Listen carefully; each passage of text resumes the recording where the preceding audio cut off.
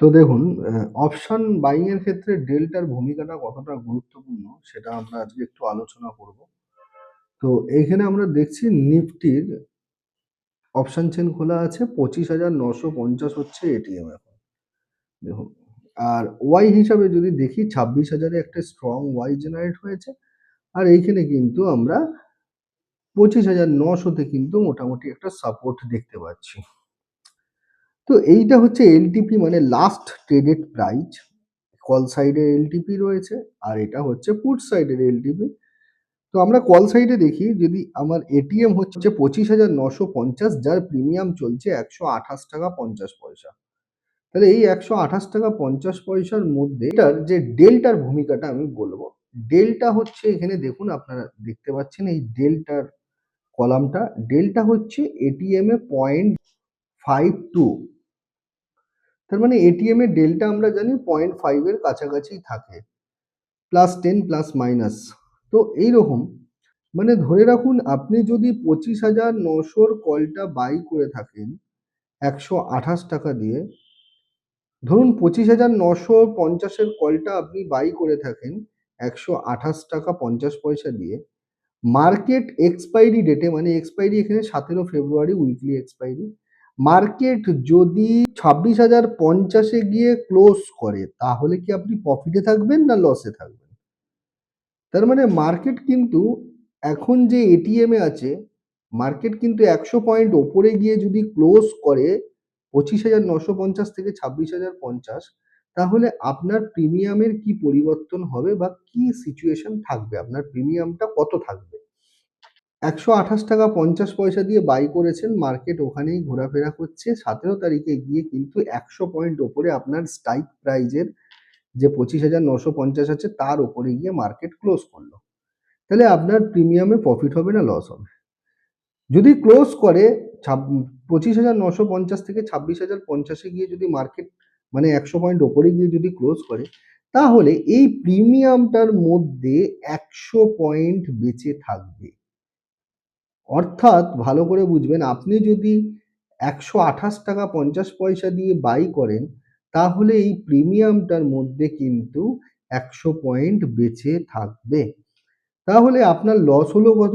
28 টাকা 50 পয়সা কিন্তু আপনার লস হয়েছে। আর ধরুন, অনেকেই আমরা অপশন বাই করি কম পয়সা দিয়ে। ধরুন মার্কেট চলছে এখন 25,950। এখন একটু সস্তার প্রিমিয়াম যদি আমরা দেখি, তাহলে আমরা দেখছি এখানে 48 টাকা 45 পয়সা, যেটা হচ্ছে 26,150-এর স্ট্রাইক প্রাইজের কলের প্রিমিয়াম হচ্ছে 48 টাকা 45 পয়সা। আচ্ছা, মার্কেট যদি, আমরা যেহেতু ওটিএম এর কিনেছি out of the money, market যদি 26,150-এ এসে এক্সপাইরিতে বন্ধ করে, তাহলে আপনার প্রিমিয়ামটা এক্সপাইরি ডেটে কত থাকবে? তার মানে আপনার যে স্ট্রাইক প্রাইসটা ওটিএম ছিল, সেইটা এখন বর্তমানে এক্সপাইরি ডেটে এটিএম হয়েছে। তাহলেও কিন্তু আপনার এই যে প্রিমিয়ামটা আছে 48 টাকা 45 পয়সা, এইটা কিন্তু 0.05 হয়ে যাবে। কেন হচ্ছে না? ডিকে হচ্ছে। এখানে একটা জিনিস দেখুন, 25,950-এর যে কলটা রয়েছে তার প্রিমিয়াম 128 টাকা 50 পয়সা। এইবার এইখান থেকে যদি মার্কেট 50 পয়েন্ট ওপরে আসে, তাহলে আপনার প্রিমিয়ামের কি পরিবর্তন হবে? দেখুন, অর্থাৎ 1 টাকা যদি যায় তাহলে 52 পয়সা বাড়বে। তাহলে 25,950 থেকে যে 26,000-এ এসছে, মানে 50 পয়েন্ট এসছে। তাহলে এই 50 পয়েন্টে এটা কত বাড়বে? 1 টাকায় যদি 52 পয়সা বাড়ে, তাহলে 50 টাকায় কত বাড়বে? আমি ধরে নিলাম 50, মানে 25 টাকা এইখানে আরো অ্যাডিশন হবে।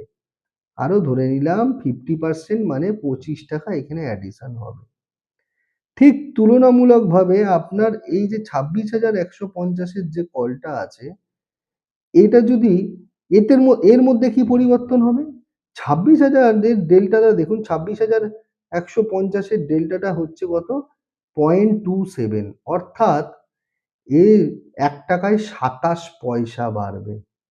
এ যদি ৫২ পয়সা বাড়ে তাহলে ১ টাকায় ২৭ পয়সা বাড়বে। এইটা হয়তো ওই ম্যাক্সিমাম আপনার ১০ থেকে ১২ টাকা কি ১৫ টাকা হবে। তাহলে দ্রুত গতিতে কিন্তু ইন দ্য মানির প্রিমিয়ামগুলো বাড়ে।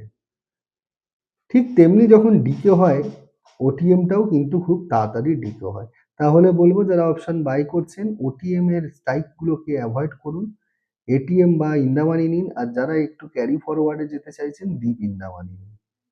ভিডিওটা ভালো লাগলে অবশ্যই শেয়ার করবেন, কমেন্ট করবেন। কমেন্টে অবশ্যই জানাবেন নেক্সট ভিডিও আপনারা কি নিয়ে দেখতে চাইছেন।